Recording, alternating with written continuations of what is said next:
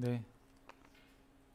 어, 마음으로 드린 예배 아까 들으셨어요? 네. 바울에서 벗겨진 비늘이 바울의 피눈물이 아니었을까 생각한다는 제가 그 나눔을 들으면서 그럴 수 있었겠다. 그러니까 이 사울이 그동안 자신이 하나님의 아들인지 모르고 예수님을 핍박했던 사실을 깨달았을 때 굉장히 깊이 회개의 눈물을 흘렸을 수도 있겠구나 라는 생각을 좀 해보게 됐습니다.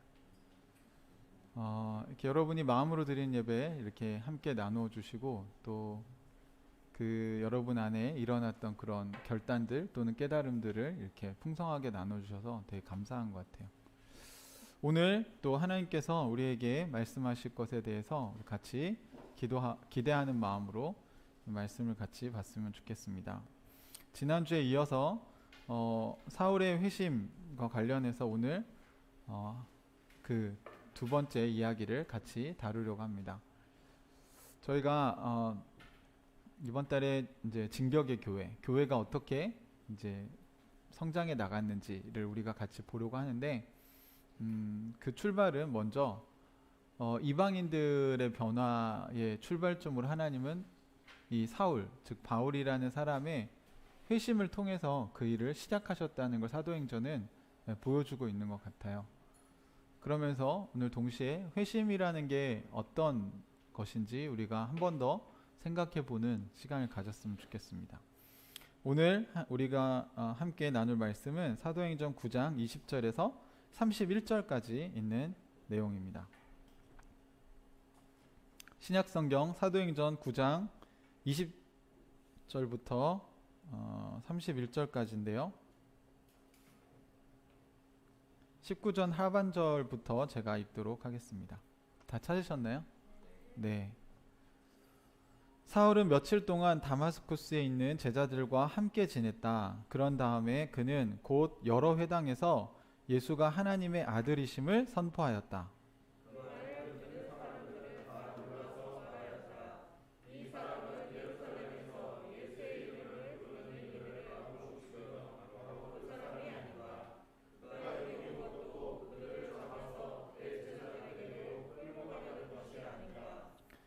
그러나 사울은 더욱더 능력을 얻어서 예수가 그리스도이심을 증명하면서 다마스쿠스에 사는 유대 사람들을 당황하게 하였다.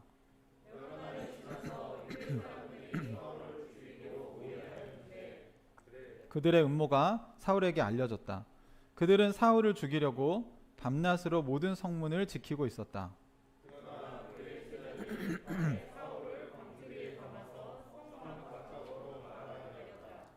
사울이 예루살렘에 이르러서 거기에 있는 제자들과 어울리려고 하였으나 그들은 사울이 제자라는 사실을 믿을 수가 없어서 모두들 그를 두려워하였다.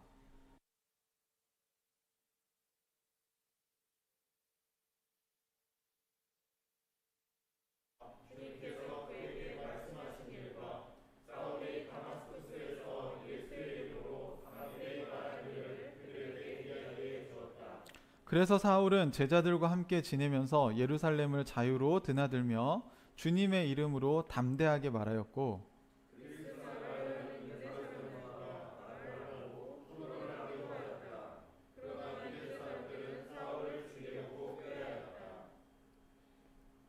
신도들이 이 일을 알고 사울을 가이사랴로 데리고 내려가서 다소로 보냈다. 그러는 동안에 교회는 유대와 갈릴리와 사마리아 온 지역에 걸쳐서 평화를 누리면서 튼튼히 서갔고 주님을 두려워하는 마음과 성령의 위로로 정진해서 그 수가 점점 늘어갔다. 아멘.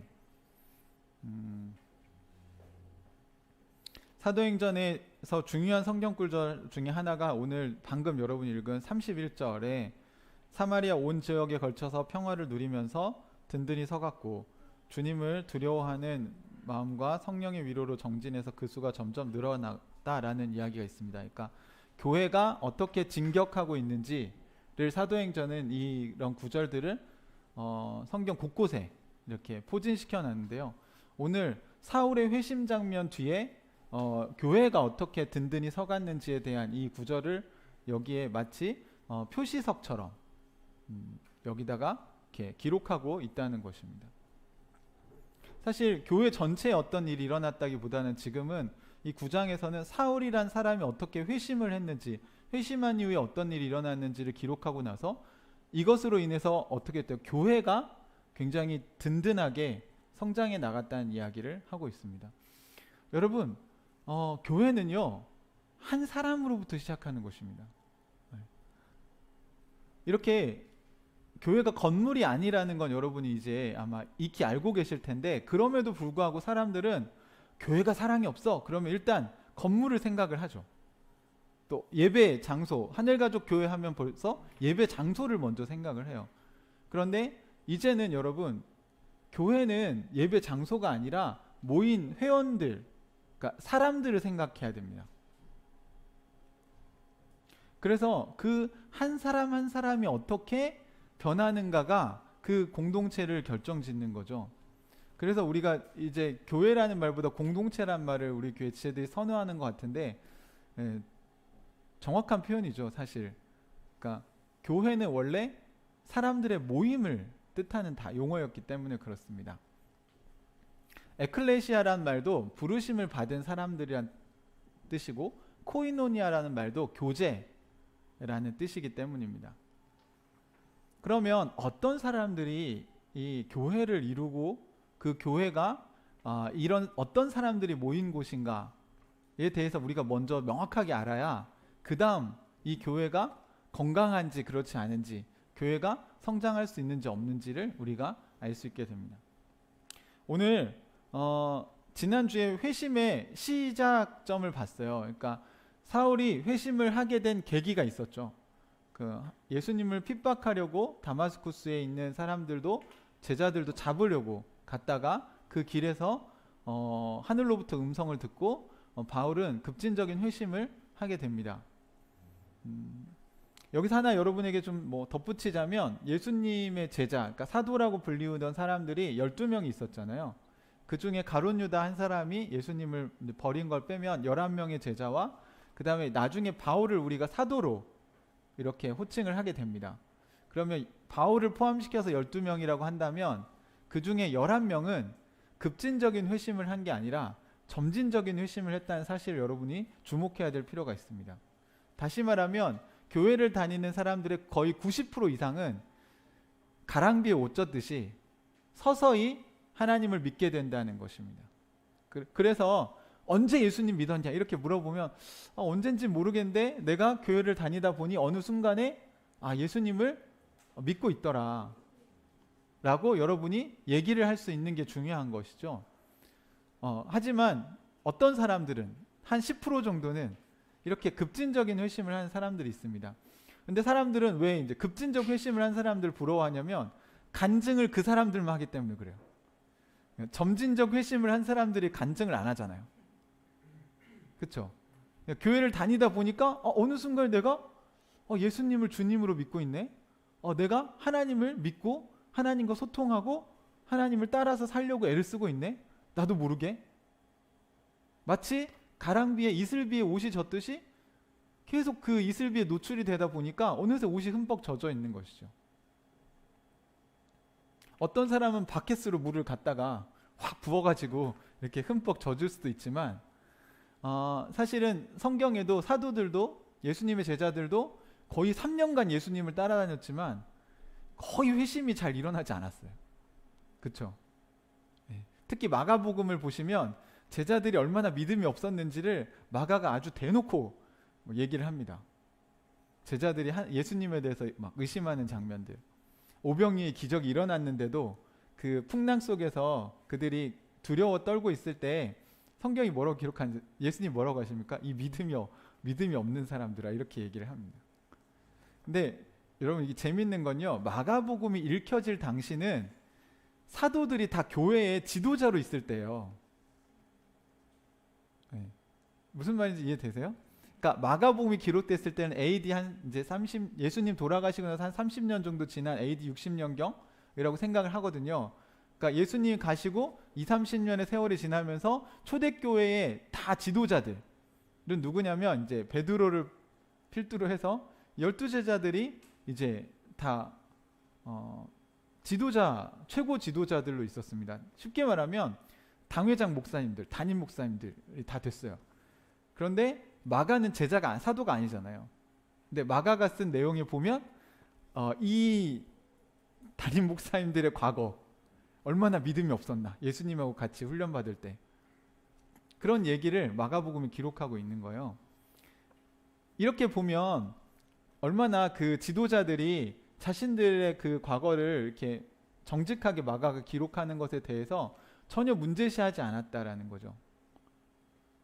그리고 그게 뭐가 문제가 됐습니까? 이전에 우리는 이렇게 믿음이 없는 제자들이었는데 지금은 이렇게 예수님의 부활을 경험한 이후에는 다 믿음이 훌륭한 제자들이 되었다는 것입니다.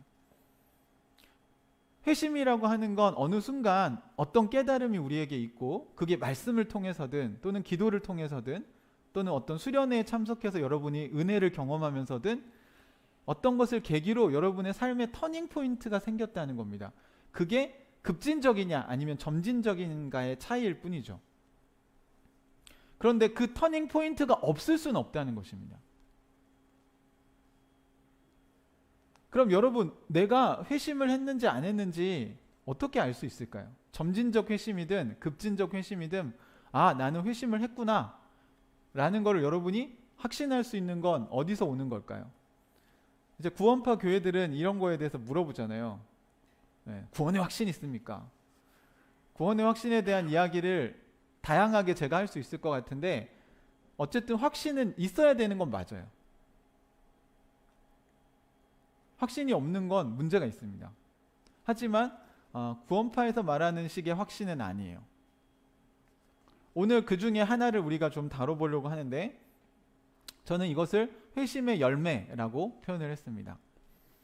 성경에는 열매라는 단어가 나와요. 여러분이 잘 아시는 성령의 열매, 사실 성령의 열매나 회심의 열매나 저는 같다고 생각합니다.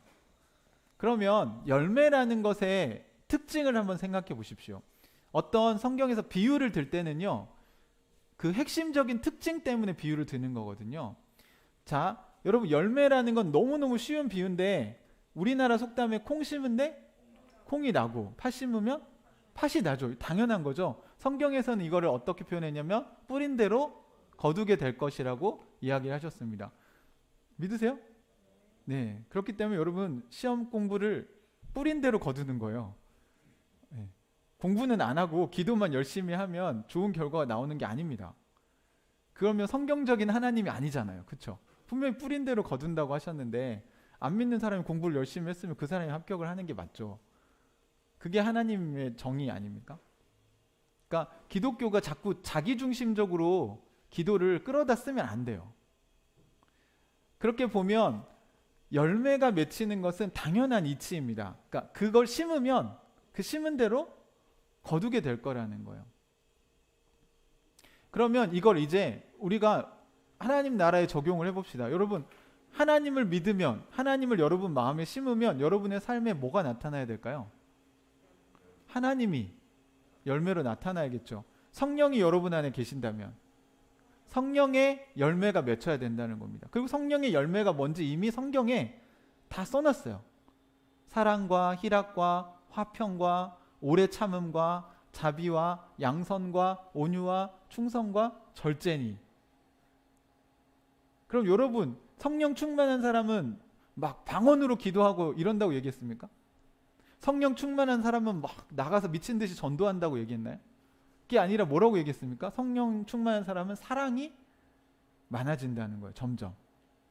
또 희락이 뭐예요, 여러분? 기쁨과 즐거움입니다.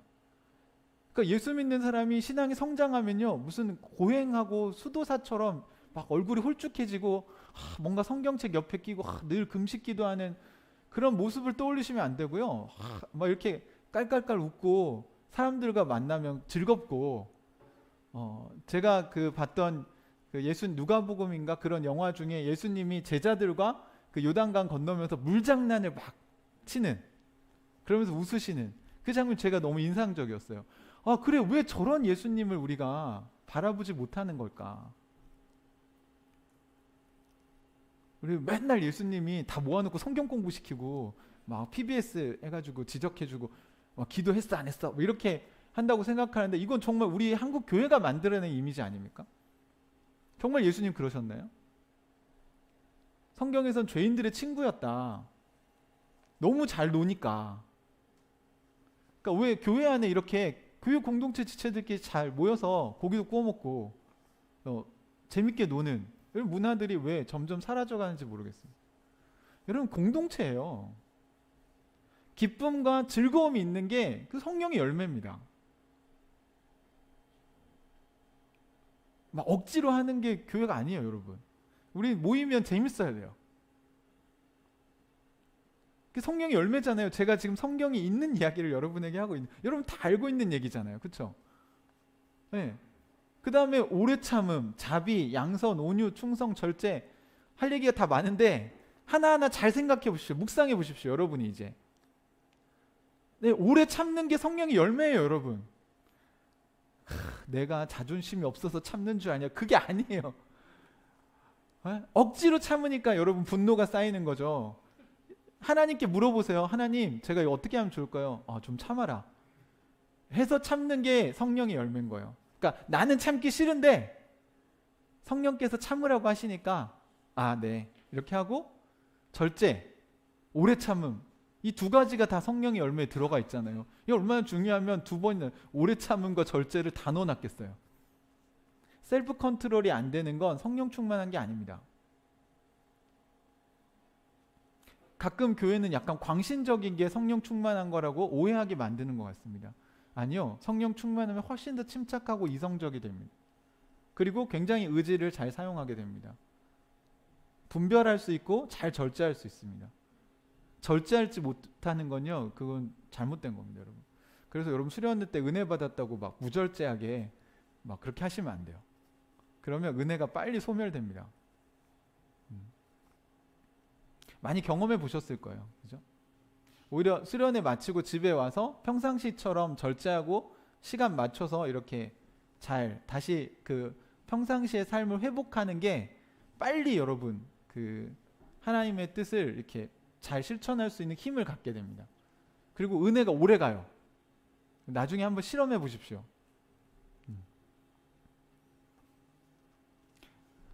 오늘 그러면 바울은 예수님을 이제 받아들였잖아요. 3일간이나 이렇게 앞이 보이지 않는 상황에서 내가 구약 성경에 있는 메시아가 그럼 이 예수란 말인가?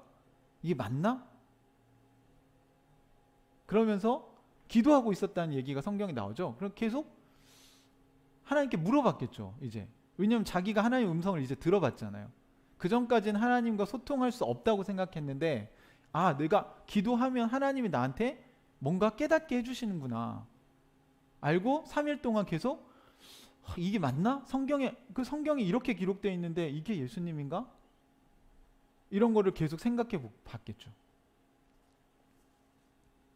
거기서 사울은 이게 구약에 예언된 메시아가 이 예수가 맞구나.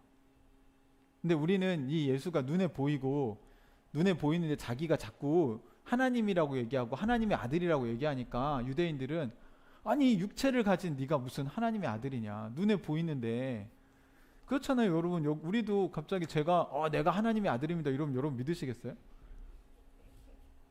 그러니까 유대인들이 볼 때는 예수님을 믿을 수가 없었던 거예요. 왜냐하면 육체를 갖고 있는데 자꾸 자기가 하나님의 아들이라고 하니까 이단 교주라고 생각한 거죠. 미쳤구나 저 사람이.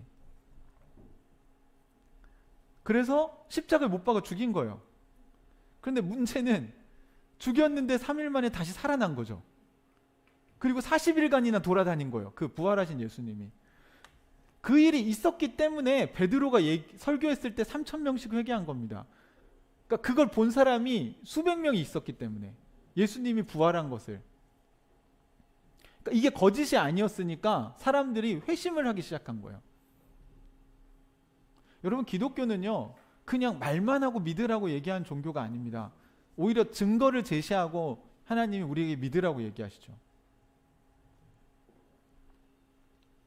바울은 그 지점을 이제 자기가 생각하면서 알게 되었어요. 거기다가 지난주 우리가 살펴본 것처럼 아나니아가 와가지고 거기다가 더 확신을 가질 수 있는 도장을 꽝 찍어줬잖아요. 네가 오는 길에 만났던 그 예수, 네가 길에서 만났던 그 예수가 나를 보냈다. 그 예수님이 나를 보내서 너를 위해서 기도해 주라고 얘기했고, 내가 기도하면 너의 눈에 보이지 않던 게 이제 보이게 될 것이다 했는데, 실제로 기도를 했죠. 그랬더니 어떻게 됐어요? 안수하고 기도하니까 눈에서 비늘 같은 것이 벗겨지면서 다시 볼 수 있게 됐습니다. 그러니까 사울은 하나님의 음성을 듣고 또 그거에 대해서 성경이 말하는 그 하나님이 맞는지 잘 한 3일 정도 생각해 볼 시간이 충분했어요. 여러분 3일 동안 금식하면서요, 여러분 지내보세요. 시간이 엄청 많아요. 게다가 눈이 안 보이니까 뭐 영화를 보겠어요, 뭐 책을 읽겠어요. 그러니까 계속 생각을 할 수밖에 없죠. 왜 이런 일이 일어났을까? 이게 무슨 일이지? 이게 정말 하나님이 하신 일이 맞나? 내가 혹시 환청을 들은 것은 아닌가? 이렇게 의심하고 생각해 볼 시간이 충분히 있었다는 겁니다. 하나님은요, 우리가 예수님 믿을 때 무슨 홈쇼핑 하듯이 막 생각할 기회를 안 주고, 자 이제 믿지 않으면 지옥 갑니다, 마감 5분 전, 막 이렇게 하시지 않는다고요. 여러분 우리가 복음 전할 때도 여러분 여유를 가지셔야 돼요. 충분히 생각해 봐라. 충분히 생각해 보고 이게 진짜 진리가 맞는지, 그리고 맞다고 생각하면 그 다음 선택을 해라. 아직도 잘 모르겠으면 다른 걸 좀 더 공부를 해보자, 이렇게 할 수 있는 겁니다. 그래서 우리가 풍삼초 할 때 리서치라는 게 있잖아요. 그러니까 리젝트, 그러니까 거절하면 우리가 어떻게 할 수 없어요. 근데 리서치, 난 좀 더 알아보고 싶어. 그러면 여러분 우리가 알아볼 게 많아요. 풍삼초만 있습니까? 그 다음에도 성경에 대해서도 같이 공부해 볼 수도 있고, 읽어볼 수도 있고, 아니면 또 다른 설교들을 여러분 듣게 하실 수도 있고, 다양한 방법들이 있습니다. 그리고 나서 아나니아가 이 얘기를 해서 바울은 또 실제로 하나님이 그냥 음성만 들리고 뭔가 추상적인 게 아니라 진짜 기도하니까 실제로 눈이 보이게 되는구나, 그런 확신을 갖게 됐죠. 이 뒤로 바울이 하나님에 대한 의심을 했을까 안 했을까요? 네, 그 뒤로는 바울이 하나님을 의심하지 않습니다. 물론 바울이 성숙해졌냐? 이건 그렇진 않아요. 이 차이를 아시겠습니까? 예수님이 하나님의 아들이라는 건 확신하게 됐어요. 하지만 성령을 따라 사는 성령의 열매가 바울이 갑자기 다 맺혔냐? 그건 아니에요. 바울에게 사랑이 아직도 부족했고, 그 다음에 기쁨이 부족했고, 또 다른 오래 참음이나 절제나 자비한 마음이 부족해서 선교여행 갔다가 돌아간 마가를 안 데리고 간다. 이게 지금 회심하고 나서 한 10년 정도 뒤의 일이거든요. 그러니까 아직도 성품이 막 모든 사람을 포용할 그런 리더는 아니었다는 거예요. 하지만 이 바울이 죽기 직전에 쓴 디모데후서 이런 편지에 보면 마가가 나에게 필요하다, 데리고 와라 하면서 관계가 이제 화해되었고 서로 한 팀이 되었다는 걸 보여줍니다. 어른이 된 거죠. 그러니까 사도 바울도 처음부터 막 인격적으로 성숙한, 성령의 열매가 풍성한 사람은 아니었어요. 하지만 예수님이 하나님의 아들이라는 사실에 대해서는 분명하게 믿었습니다. 자기가 경험한 게 있고 또 플러스 성경을 들여다보니 그동안 자기가 같은 성경인데 왜 이걸 보지 못했을까? 라는 걸 깨닫는 것입니다. 어제 또 저희 풍삼천 성경 공부하면서 한 지체가 목사님, 그동안 제가 암송했던 성경이고 제가 다 들었던 설교인데 우리 교회 와서 해석이 달라졌다는 거예요. 그러니까 성경 구절은 다 알고 있던 거였어요. 근데 이 성경 구절을 읽는 눈이 바뀌었다는 거예요. 예전에는 율법의 말씀으로 들렸는데 이제는 축복의 메시지로 자신에게 들려온다고 얘기했습니다. 이게 여러분 우리 눈에 비늘 같은 것이 벗겨지게 된 거예요. 생각이 바뀌었잖아요, 여러분. 그러니까 바라보는 관점이 전환되는 것입니다. 그게 전향이에요. 그게 컨버전이죠. 그러니까 여러분 안에 성령이 있다면, 여러분이 성령님과 소통하신다면 여러분이 세상을 바라보는 관점이 달라져야 된다는 거예요. 나 자신을 보는 관점이 달라져야 돼요. 예전에 나는 이게 뭐야? 자기를 막 자책하고 자기에 대해서 비난하고 죄책감 속에 살았다면 지금은 신분이 바뀌었잖아요. 맞아, 난 하나님의 아들이지, 난 하나님의 딸이지, 나는 이미 자격을 얻었지. 다만 아직 그렇게 잘 살고 있지 못할 뿐이지. 이미 구원받았지만 아직 완성이 안 된 것 뿐이지. 그 사이를 우리가 살고 있다라고 생각하셔야 됩니다. 또 이웃을 바라보는 생각이 바뀌어야 돼요. 여러분의 자녀들을 대하는 태도도 바뀌셔야 됩니다. 남편과 아내를 바라보는 관점도 바뀌어야 돼요. 부모님에 대한 태도도 바뀌셔야 합니다. 그게 회심이 일어난 거예요. 사과를 심으면 당연히 사과 열매가 열립니다. 물론 과일이 바로 열리진 않아요. 한 4, 5년 제가 걸리는 걸로 알고 있어요. 4, 5년간은 열매가 없어요. 그래도 그 나무는 사과나무예요. 어떻게 알 수 있습니까? 5년 후에 사과가 열리거든요. 여러분의 삶을 다른 사람들이 들여다보고, 열매는요 자기가 막 애쓴다고 맺어지는 게 아니에요. 잘 심으면, 제대로 심으면 당연히 맺히는 겁니다. 그리고 주변 사람들이 알아요. 여러분, 우리가 보면 저기 사과가 열렸네, 그렇잖아요. 자기가 배가 열렸는데 자꾸 자기 스스로 사과라고 우겨요. 그렇게 되나요? 그래서 사과나무가 될 수 있나요? 없어요. 그냥 주변 공동체 사람들이 보면 알아요. 저 사람 예수 믿는 사람이네. 저 사람은 뭔가 다르네. 저 교회는 뭔가 다르네. 그러니까 외부 사람들이 보면 하늘가족교회가 다른지 똑같은지 그냥 알 수 있어요. 우린 달라! 이렇게 한다고 달라지는 게 아니에요. 나는 달라! 이렇게 얘기한다고 여러분 달라지는 게 아니에요. 달라지면요 바로 알아요. 남편과 아내가 알고요, 아이들이 알아요. 우리 엄마 바뀌었네. 교회, 하늘가족교회 나가더니 뭔가 달라졌는데? 그 변화가 열매로 다른 사람들에게 감지가 되는 겁니다. 오늘 바울은 어떤 변화가 일어났습니까? 오늘 성경에 20절을 한번 보시겠습니다. 사울은 며칠 동안 다마스쿠스에 있는 제자들과 함께 지냈습니다. 그리고 나서 20절 같이 한번 읽어보겠습니다. 시작. 그런 다음에 그는 곧 여러 회당에서 예수가 하나님의 아들이심을 선포하였다. 이렇게 나옵니다. 그러니까 그런 다음에 뭐 한 다음에요? 사울이 이제 기도를 받고 눈이 열린 다음에 세례를 받았어요. 세례 받고 나서 음식을 먹고 이제 제자들과 며칠 동안, 뭐 이게 며칠인지 나와 있지 않지만 아마 수일 동안, 뭐 일주일이든 이렇게 다마스쿠스에 있는 이제 제자들과 함께 지냈겠죠. 함께 지내면서 뭘 했겠습니까? 자신이 궁금한 것도 물어보고, 또 자신이 만났던 간증도 하고. 그러니까 어떻게 할 수 있냐면 뒤에 가면 바나바가 사울이 경험했던 거를 요약해서 제자들에게 얘기하거든요. 그러니까 사울이 자신이 경험했던 얘기도 하고, 이게 맞나? 이게 지금 제가 예수님에 대해서 들은 게 맞습니까? 이게 하나님의 음성이 맞습니까? 제자들이 맞아요. 그게 하나님 이렇게 하시죠. 와, 당신이 그런 걸 경험하셨군요. 저도 그걸 경험했는데. 이렇게 하면서 이제 예수가 하나님의 아들이라는 것을 그가 확신하게 된 것입니다. 성경에 대한 이야기도 같이 나눴겠죠. 그러니까 성경 공부도 같이 했을 겁니다. 풍삼초척기 우리가 막 하듯이 이게 진짜 맞는 건가?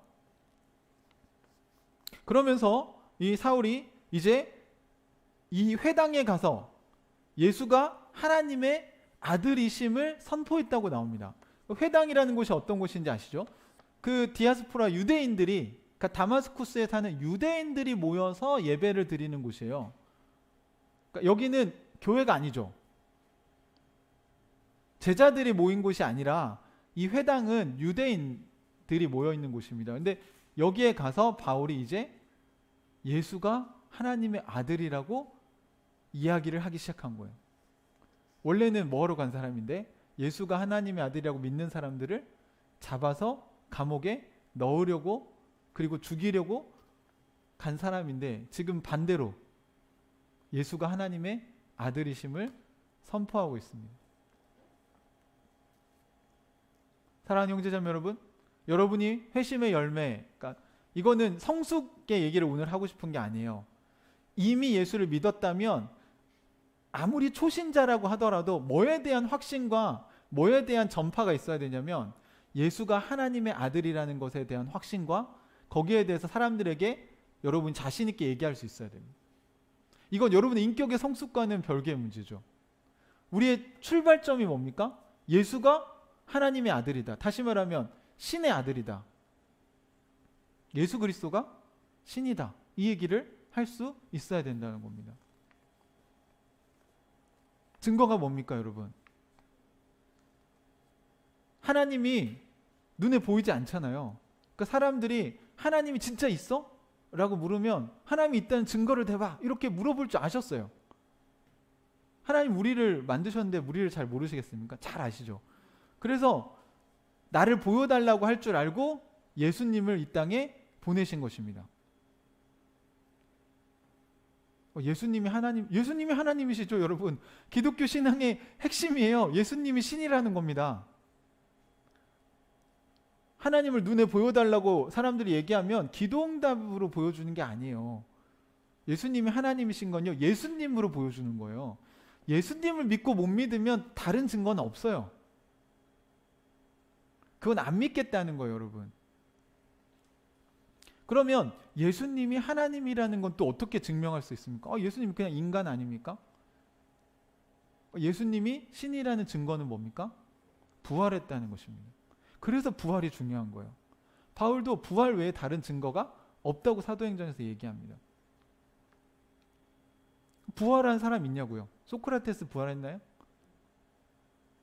플라톤, 아리스토텔레스, 또 석가모니. 불교의 그 살인은 죽은 시체를 태워서 나오는 거잖아요. 그러니까 죽었다는 상징이죠. 그런데 기독교는요, 예수님은 빈 무덤이 우리의 자랑거리입니다. 예수님의 시체는 없습니다.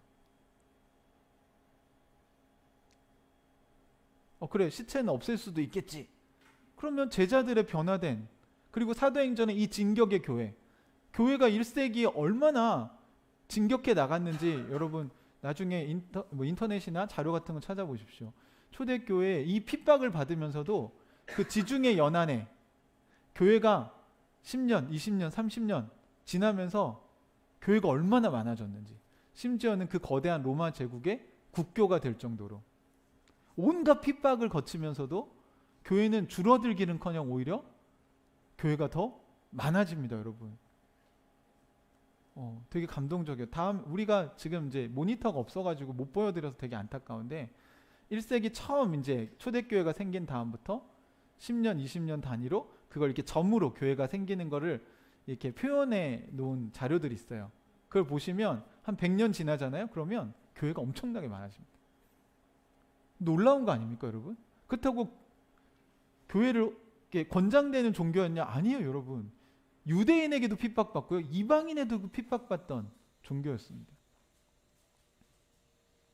아시잖아요. 로마에서 순교, 엄청나게 많은 사람들이 순교당했고, 네로 황제는 화재 사건이 있었을 때 이게 다 기독교인들의 소행이다 라고 하면서 아무 죄도 없는 기독교인들을 무참히 살해했습니다. 여러분, 이런 핍박이 있는데도 어떻게 성장할 수 있냐요? 진짜 성령이 살아계셔서 우리 안에서 역사하지 않고 그분과 소통이 일어나지 않는다면, 이게 살아있는 종교가 아니라면 그럴 수 없는 거죠. 그냥 감정적으로 뭔가 필 받아서 하기에는 한계가 있는 것입니다.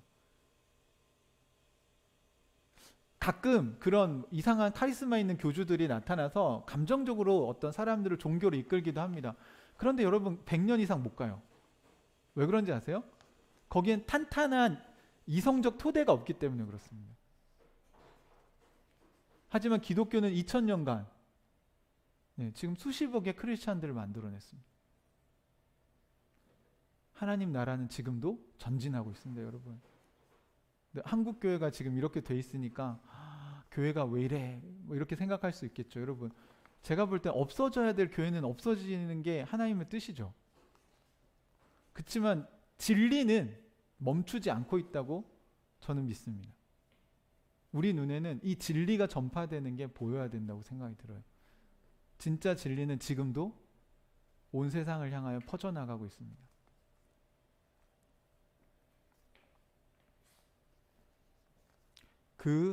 이 시발점이 된 사울이 예수는 하나님의 아들이심을 선포하고 있는 거죠. 이 정도에서 끝난 게 아니에요, 여러분. 22절을 한번 보시겠습니다. 이제 이 사람이 예루살렘에서 예수 이름 부르는 자들을 마구 죽이던 바로 그 사람이 아닌가? 여기도 잡아서 대제사장들에 끌고 가려고 온 사람이 아닌가? 이렇게 얘기하니까 22절에 사울이 이렇게 됐죠. 같이 읽어볼까요? 시작. 그러나 사울은 더욱더 능력을 얻어서 예수가 그리스도이심을 증명하면서 다마스쿠스에 사는 유대 사람들을 당황하게 하였다. 여러분, 여기 증명이라는 단어가 나와요. 지금 사람들이 보통 어떤 그 진리를 막 말하고 하면 이제 그 진리를 가지고 얘기하는 게 아니라 이 사람의 과거를 공격하죠. 인신공격을 합니다. 너 과거에 이런 사람 아니었어? 너 예수 믿는 사람들 잡아다가 죽이고 그리고 감옥에 쳐넣었던 그런 사람 아니야? 이렇게 얘기하죠. 지금 바울이 전하는 예수가 하나님의 아들인 거에 대한 이야기를 해야지 왜 하나님의 아들이 아닌지를 반박을 해야 되는데 그러지 않죠.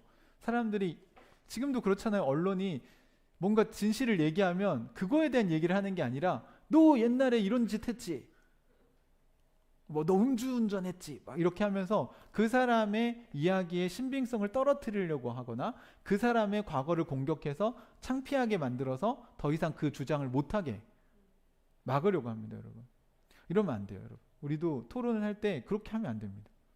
지금 얘기하고 있는 이 주제에 대해서 얘기를 해야지 자꾸 과거의 것들을 끌어와 가지고 그 사람을 인신공격한다거나 그 사람의 과거를 가지고 창피하게 만든다거나 그러면 안 돼요. 근데 여기 보시면 그 얘기를 듣고 사울은 어떻게 했어요? 더욱더 능력을 얻어서, 여기 이제 예전 개역성경은 더욱더 힘을 얻어서 이렇게 표현을 합니다. 힘을 더 내는 거예요. 맞아요. 저 과거엔 그랬어요. 그런데 지금은 예수가 그리스도가 이제 히브리어로 메시아, 헬라어로 그리스도입니다. 그러니까 예수가 메시아이라는 것을 어떻게 했다고요? 증명했대요. 증명. 지난 3일간 이 사람이 뭐 했는지 알겠죠? 그는 자신이 그동안 구약 성경을 공부한 그 지식들을 가지고 이제 유대인들에게 무엇을 얘기하고 있습니까? 예수가 구약에 예언된 메시아라는 사실을 성경으로 차곡차곡 증명해내고 있는 것입니다. 그러니까 하나님이 바울을 쓰시는 이유가 있겠죠. 예전에는 그 구약 성경의 지식이 예수를 핍박하는 데 사용됐어요. 그런데 이제는 눈을 뜨고 나서 다시 보니까 이 성경 구절들이 다 다르게 보이는 거예요. 아, 이게 예수님에 대한 얘기였구나. 그러고 보니까 다 들어맞는 거죠. 그러니까 뭘 하는 거예요? 증명하고 있는 거예요. 유대인들은 구약 성경을 잘 알고 있잖아요. 그거 봐라, 이사야서에 이런 말씀 있지. 예수님 뭐야? 봐, 흠도 없이 태어났기 때문에 목수의 아들로 난 거야. 베들레헴에서 나셨다고 했는데 예수님 보니까 베들레헴에서 태어나셨어.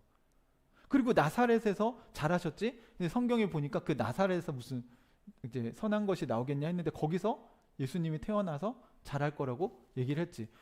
다윗의 자손이지. 이런 것들이 하나하나 다 맞는 거죠.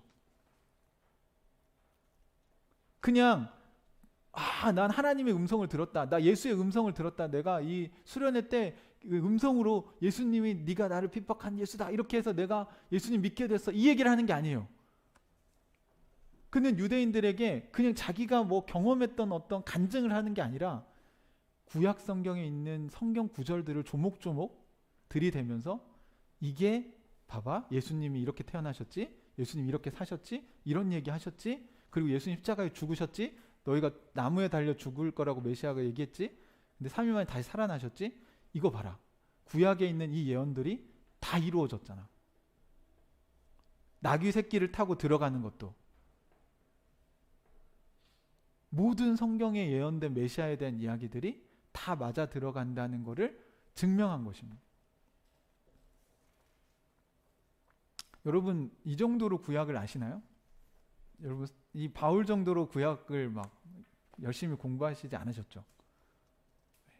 그러니까 여러분이 메시아에 대한 확신이 부족하신 거예요. 여러분, 성경을 보셔야 돼요. 예수님이 태어나기 기원전 1400년부터 모세 오경이 기록됐다고 본다면 1400년간 기록된 내용이 어떻게 한 인물에게 다 적용이 되냐고요. 구약의 39권의 성경에 거의 30여 명의 다른 저자들이 다른 시대에 쓰여진 책들인데 거기서 얘기하는 것들이 어떻게 짜고 마치 쓴 것처럼 예수님에 대한 예언으로 다 맞냐고요. 이게 가능하냐고요. 그러니까 성령께서 그들에게 감동을 주셔서 하나님이라는 한 저자가 사람을 통해서 쓰신 게 아니라면 선지자들도 다 북이스라엘의 선지자가 있고 남유다의 선지자가 있는데 그들이 한 예언들이 어떻게 다 맞아 들어가냐고요. 그래도 난 못 믿겠어. 그럼 어쩔 수 없고. 여러분, 기독교가 2000년간 이렇게 무너지지 않는 건요, 그 이유가 있는 거예요.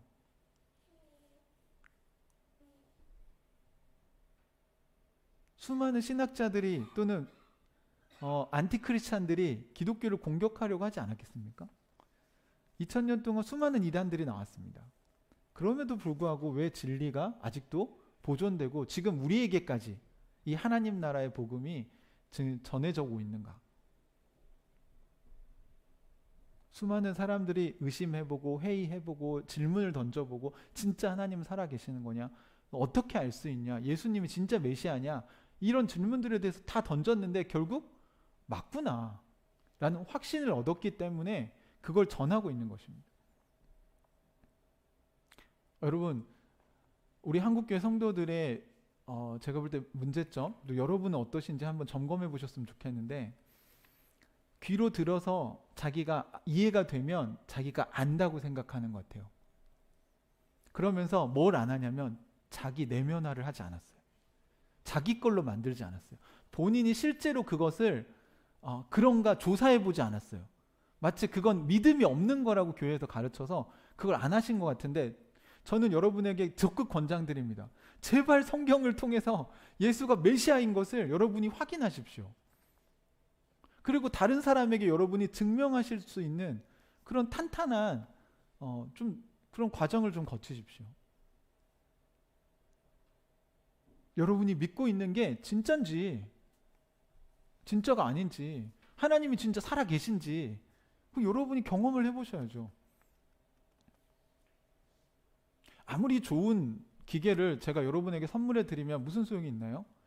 목사님 맞아요. 와, 이거 선물해 주셔서 너무 감사합니다. 그런데 쓰지 않아요. 제가 뭐 수천만 원짜리 뭐 좋은 커피 기계를 우리 은홍 형제한테 선물해 줬어요. 은홍 형제 알겠죠? 커피 이렇게 좋은 거를 해주시다니 너무 감사합니다. 근데 커피를 내리지 않아요, 그걸로. 이게 내면화가 안 됐다는 거예요. 그러니까 진짜 좋은 건지 누가 물어봤을 때 자기가 그걸 해본 적이 없거든요. 이론은 아는데 자기가 그걸로 커피를 내려서 볶아서 먹어보진 않았어요. 뭐가 좋은지를 경험해보지 않았다고요. 그러면 당연히 사람들에게 말할 때 이 파워가 떨어질 수밖에 없습니다. 근데 여러분 어떤 좋은 기계를 봤어요. 그래서 여러분 그걸 샀어. 실제로 써봤어. 근데 너무 좋아. 그럼 얘기해요, 안 해요? 네. 지금 바울은 그런 거예요. 심사숙고한 시간이 있었어요. 그리고 제자들과도 얘기해봤어요. 그랬더니 나만 믿는 게 아니네? 이 하나님이 살아계시다는 걸 나만 소통한 게 아니네? 이걸 소통하고 있는 사람이 많네? 아나니아는 자기보다 더 잘하네? 소통을. 막 하나님과 주거니 받거니 얘기를. 그러니까 사울이 더 확신을 하게 된 것입니다.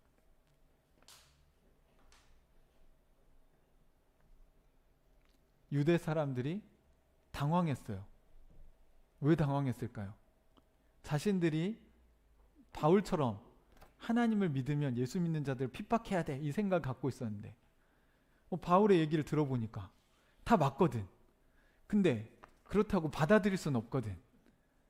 이 상황 아시죠? 저 말이 다 맞아. 근데 나는 내 태도를 바꿀 수는 없어, 내 믿음을.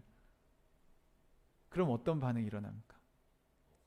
네, 이제 저 사람 죽여야 되겠다. 왜? 말은 다 맞으니까. 증명을 다 했으니까. 여러분, 겸손하다는 건 사실 제가 볼 땐 막 특별한 게 아닌 것 같아요. 그냥 누가 내 의견과 다른 의견을 쭉 얘기를 했어요. 근데 그 말이 맞아요. 그러면 그럼 네 말이 맞네. 심지어 우리 아이들이 얘기했어도 그래, 아이고 아빠 생각이 틀렸다. 네 말이 맞네. 그거를 인정하는 게 겸손한 겁니다. 그러니까 상식적으로 얘기를 했어. 이 얘기가 맞아. 증명이 됐어. 그럼 받아들여야죠, 여러분. 거기서 고집을 부리는 게 교만이죠.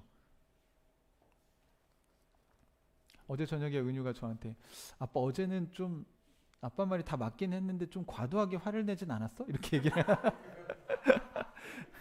그래서 아빠 말이 다 맞았는데 좀 과도한 거는 아빠 인정한다. 미안하다. 이렇게 하니까 딱 풀리고 딱 이제 넘어갔어요. 그러니까 뭔가 자기가 그거는 좀 얘기를 해야겠다고 생각했나 봐. 저는 그걸 또 받아줬어요. 제가 봐도 그 좀 과했다. 그러면 해결이 되는 거예요. 근데 거기서 또 제가 화를 내는 수도 있잖아요. 뭐가 과했어? 그동안 네가 한 짓을 생각해봐. 막 이렇게 나가면 문제가 심각해지는 거예요, 여러분. 그럼 성령께서 우리에게 원하시는 게 뭐겠냐고요. 그러니까 절제와 자비와 양성과 오래 참음이 내가 노력해서 나오는 게 아니라고, 여러분. 그게 착각하시는 거예요. 성령의 열매는 내가 맺는 게 아닙니다. 열매가 성령의 열매잖아요. 그러니까 성령과 소통을 하면서 성령이 말씀하실 때 그걸 내가 따름으로써 일어나는 게 성령의 열매지, 이렇게 하는 게 성령이 원하실 거야 이렇게 하는 게 아니라고요. 진짜 성령님이 뭘 원하시는지를 여러분이 성경을 통해서든 아니면 기도를 통해서든 그걸 들으셔야 돼요. 왜냐하면 하나님은 여러분에게 얘기를 해주고 싶어서 안달이 나 계셔요. 믿으십니까? 하나님 우리 진짜 사랑하신다니까요. 안 사랑하시면 예수님을 왜 죽입니까? 그만큼 우리를 사랑하신다니까요. 우리의 삶에 개입하기를 원하세요. 우리가 도움만 요청한다면. 인격적이셔서 그냥 계속 이거 언제 이게 도와달라고 얘기만 해라 막 그러고 기다리고 계신 거예요. 우리가 기도하기만을 그분 기다리고 계십니다. 우리가 성경을 펼치기만을 그분은 기다리고 계세요. 말씀 묵상을 하려고만 한다면 막 깨닫게 해주시려고 성령께서 기다리고 있습니다, 여러분. 믿으십니까? 율법이 아니에요. 이건 축복이지. 하나님의 지혜를 우리가 갖는다는 건요, 엄청난 축복입니다.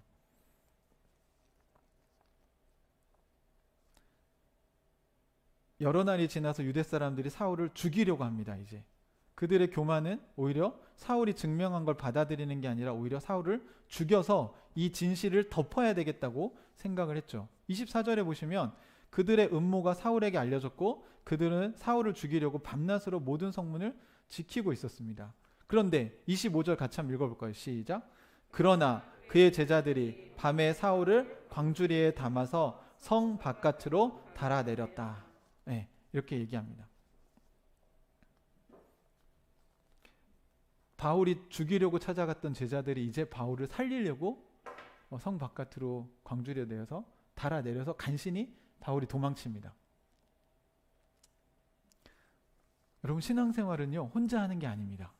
그리고 회심이 일어나면 어떤 열매가 나타나요? 아까 하나님의 아들이심을 전하는, 확신을 내면화시켜서 전하는 일도 일어나지만 적과 아군이 바뀝니다.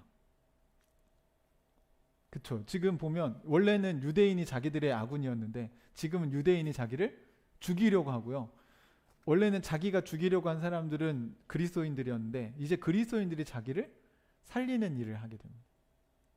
여러분, 편이 바뀌었는데 그게 애매할 수 없어요, 여러분. 전향을 했는데 애매한 위치에 서 있을 수 없습니다.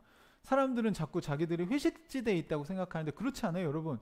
예수 믿거나 아니면 예수를 안 믿거나 둘 중에 하나입니다. 여러분이 예수님이 하나님의 아들이심을 믿었다면 신이잖아요. 그럼 예수님이 하시는 이야기에 여러분이 토를 다실까요?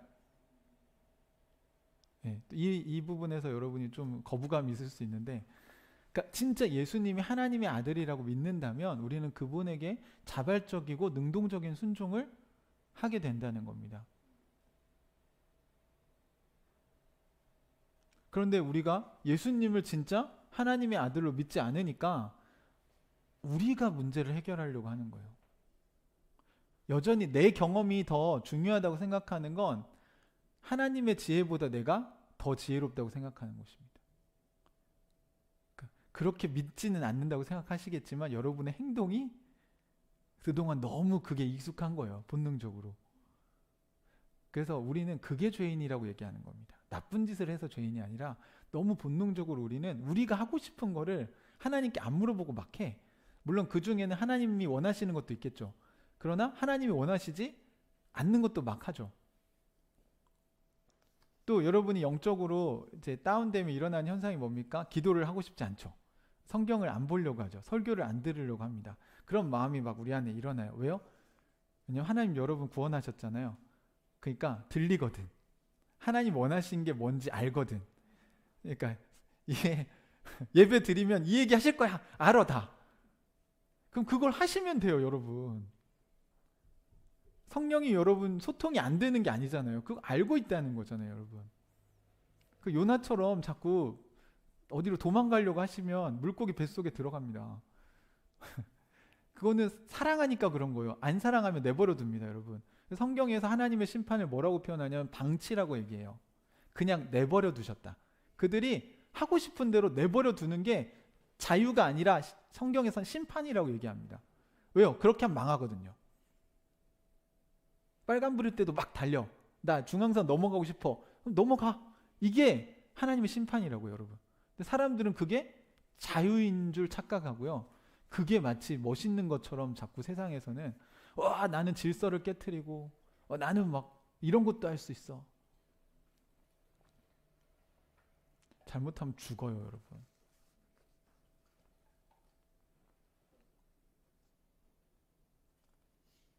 사랑하는 형제자매 여러분, 여러분은 적과 아군을 구분하실 수 있나요? 여러분이 하나님을 믿게 되면 와, 나만 이런 복음을 이렇게 추구하는, 나만 하나님 나라가 이런 거라고 생각하는 줄 알았는데 우리 교회 멤버들 얘기해 보니까 이 사람도 이렇게 믿고 있네? 이 사람도 이렇게 믿고 있네? 와, 이 사람도 하나님하고 소통을 하고 있네? 이 사람도 하나님하고 소통을 하네? 이런 이야기가 우리에게 나오는 것입니다. 제가 보니까요, 프로축구나 프로야구나 특히 야구, 우리나라 야구 되게 강한 것 같은데 자기가 응원하는 팀의 팬을 만나면 너도 그 팀 응원했어? 나도 이 팀 응원하는데? 하면서 막 서로 갑자기 친구가 막 됩니다. 여러분, 세상도 그런데 하나님을 응원하는 팬인지 아닌지가 구분이 안 되면 안 되죠. 하나님 나라를 살기로 결심했다면 당연히 하나님 나라의 매니아가 될 수밖에 없다는 것입니다. 그리고 그런 매니아를 만났을 때 우리는 어떤 게 느껴져요? 그 영적인 커넥션이 일어나는 걸 느끼게 되는 거예요. 그거 경험해 보셨어요, 여러분? 여러분, 이전 교회에서 그런 게 안 되니까 여러분이 답답하셨을 거예요. 분명히 저기 롯데 팬이라고 해서 나 갔는데 다 기아 응원하고 있어. 그럼 이상하잖아요. 이상한데 여기 분명히 롯데 팬들이 모였다고 해서 나 갔는데 그게 구분이 안 될까요? 그러니까 나와야죠. 잘못 간 거예요. 근데 팬클럽 이름은 롯데 자이언츠 팬클럽이야. 그러니까 지금 한국 교회가 이게 지금 문제라고 보여지는 거예요. 다 성령을 따르고 다 하나님을 따른대요. 근데 제가 들어보면 저건 성령 컨퍼런스가 아니야. 저건 성령님이 저렇게 하실 리가 없어. 뭐 하나님 꼼짝 마 이렇게 할 수 있다고? 목사가? 말이 돼요? 아니, 하나님을 어떻게 우리가 감히 그분 앞에서 그런 망발을 할 수가 있습니까? 아니, 우리가 하나님께 붙들려야지 우리가 하나님을 조종할 수 있다고요? 말이 됩니까? 그 기독교인가요? 성경이 그런가요? 성경에 누가 위대한 신앙인 인물들 중에 누가 감히 하나님께 그렇게 얘기했습니까? 위대한 선지자였던 이사야도 하나님 앞에서 어떻게 했어요? 주님의 천사만 봐도요, 무릎 꿇고 자기는 이제 죽게 되었다고 벌벌벌 떨었어요. 제가 보는 성경과 비추어 볼 때 그 설교는 말이 안 되는 거예요. 마치 롯데 응원하러 갔더니 기아 응원하고 있는 팬클럽에 간 거와 같은 거죠. 호남에서 비유가 바뀌었군요. 제가 예전에 롯데 팬이었어가지고 기아팀 응원하러 갔는데 롯데 응원하고 있고 그러면 이상하잖아요. 전북현대 나는 팬인데 갔더니 뭐 수원삼성 응원하고 있어. 말이 안 되는 거잖아요, 여러분. 여러분이 어떤 팀을 지금 응원하고 계시는 건지, 하나님 나라를 응원하는 게 맞는지. 그게 맞으면요, 여러분, 모이면 좋아, 재밌어요. 왜요? 얘기가 통하잖아. 관심사가 같잖아요. 그렇죠? 하나님이 지금 우리 교회에서 무슨 일을 하시는가? 그래서 이번 주에 많은 간증을 들었어요. 여러 형제자매들이 똑같은 이야기를 막, 하나님이 이렇게 일하셨구나. 그러니까 서로 나누면서 하나님의 일하심을 같이 간증하고, 하나님이 이런 일을 하기를 원하시는구나. 이런 이야기들을 우리가 같이 많이 들었습니다. 여러분, 이따 교제할 때 좀 얘기 많이 나누세요. 하나님 지금 일하고 계세요. 하나님 죽지 않았습니다. 내가 느끼지 못하면 다른 사람들이 받은 은혜의 부스럭이라도, 지금 하나님이 너의 삶에서 이런 일을 하고 계셔? 너의 삶에 이런 일을 하고 계셔? 이런 이야기들을 여러분, 성령께서 살아 계십니다. 그죠? 네, 여러분이 생각하던 기도하고 있던 내용을 뭐 제가 얘기하기도 하고, 또 제가 기도하고 있던 내용을 다른 형제자매들이 얘기하기도 하고, 너도 그런 기도하고 있었어? 나도 이런 기도하고 있었는데.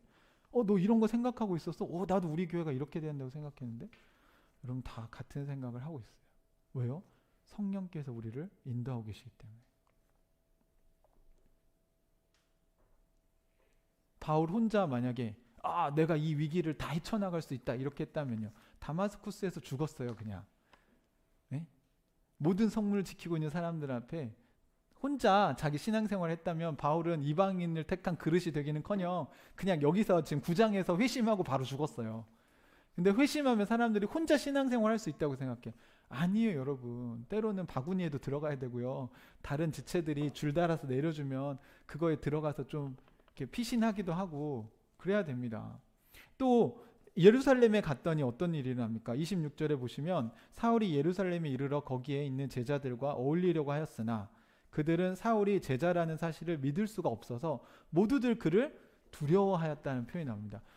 어디 갔어? 예루살렘 교회에 갔어. 그때 예루살렘 교회는 아직 바울이 이제 이 얘기를 소식으로만 전해 들었어. 바울이 도착하니까 예루살렘에 있는 제자들이 그러니까 받기는 했는데 진짜 회심했다고? 의심의 눈초리로. 왜냐하면 그동안 자기 주변에 있는 수많은 심지어 자기 가족들을 바울이 잡아서 죽였을 수도 있잖아요. 그러니까 이 교회에 왔을 때 그동안 핍박하던 바울이 왔으니까 좀 원수같이 여기는 사람도 있었을지 몰라요. 그러니까 이게 교제권에 들어오질 못하고 바울을 넣어줄 수가 없는 거예요. 여전히 의심하는 사람이 많았습니다. 이게 정상이에요, 정상. 왜냐하면 바울이 그동안 얼마나 교회 다니는 사람들을 핍박을 심하게 했는지. 그런데 어떻게 바울이 교회 공동체로 들어오게 됩니까? 27절 같이 한번 읽어볼까요? 시작.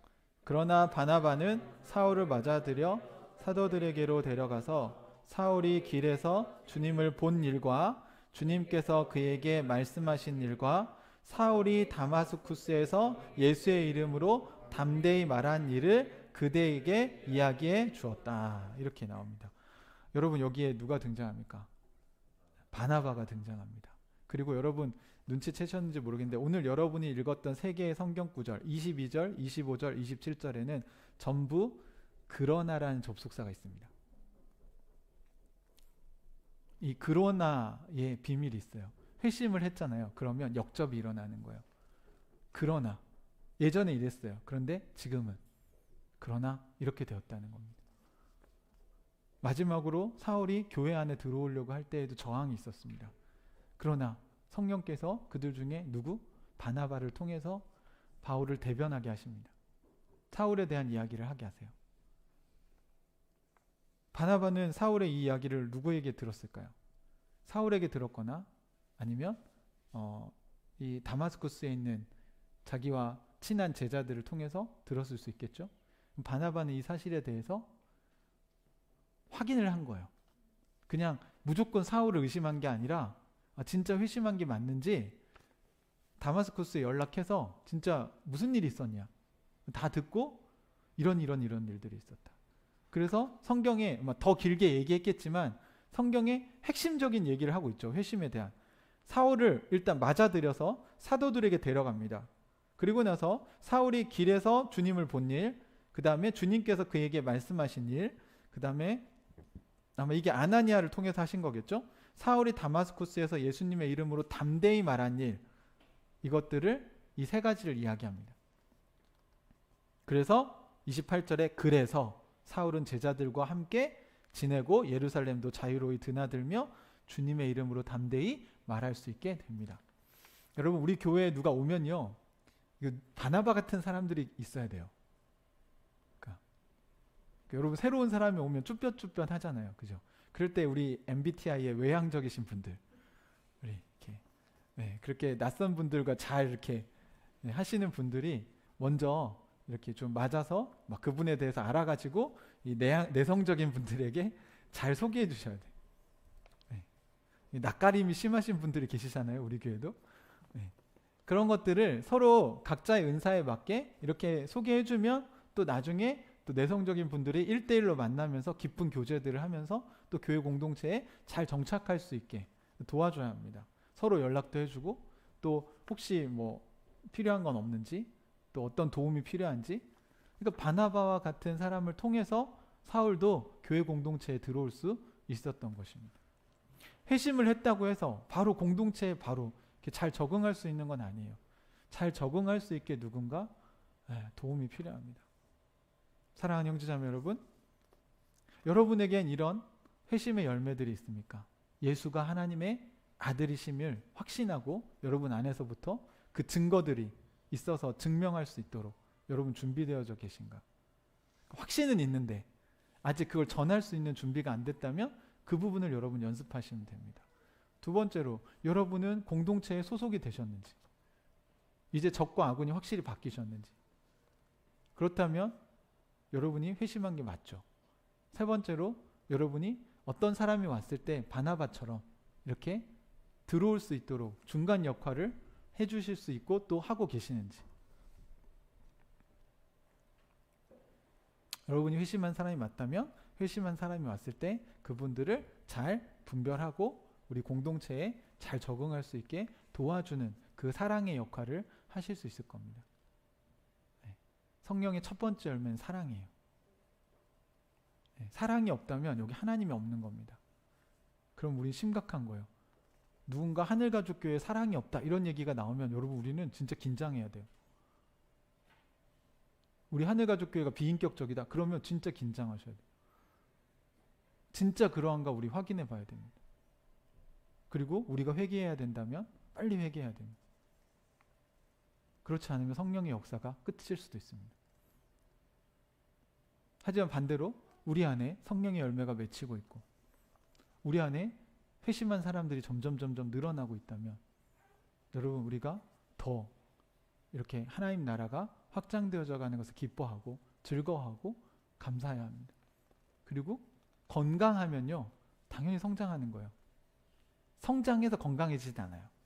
근데 반대로 여러분 성장에 대한 트라우마가 있으신지 모르겠는데 여러분 아이가요 잘 먹고 잘 자고 건강하잖아요. 그럼 커요. 당연하죠. 그러니까 부흥에 대해서 여러분이 잘 이해하셔야 되는데 우리 교회가 건강하면요 당연히 부흥이 되는 겁니다. 건강한데 부흥이 안 된다고요? 그 말이 안 되는 거예요. 사랑하는 형제자매들, 여러분이 복음에 대한 확신이 있다면 그 복음의 확신이 당연히 자랑스럽게 증거될 수밖에 없을 것입니다. 우리 하늘가족 식구들이 그 회심의 열매로 하나님 나라를 세상에 외칠 수 있는 사람들이 되기를 주님의 이름으로 축복합니다. 같이 기도하겠습니다.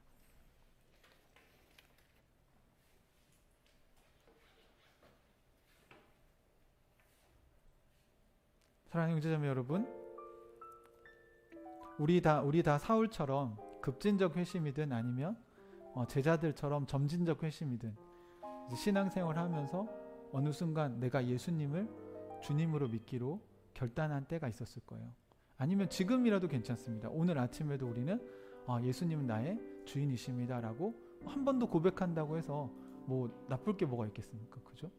우리는 매일매일 예수님은 나의 주님이십니다 라고 고백하고 하루를 시작할 수 있습니다.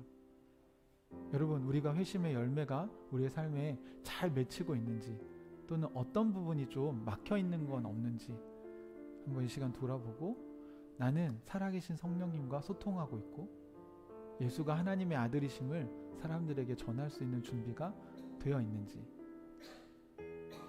이 시간 우리가 같이 돌아보면서 오늘 들었던 말씀을 가지고 함께 기도하는 시간을 가졌으면 좋겠습니다. 같이 기도하겠습니다. 하나님 아버지, 오늘 이 바울이 회심한 이후에 어떤 일들이 일어났는지 우리가 살펴보았습니다.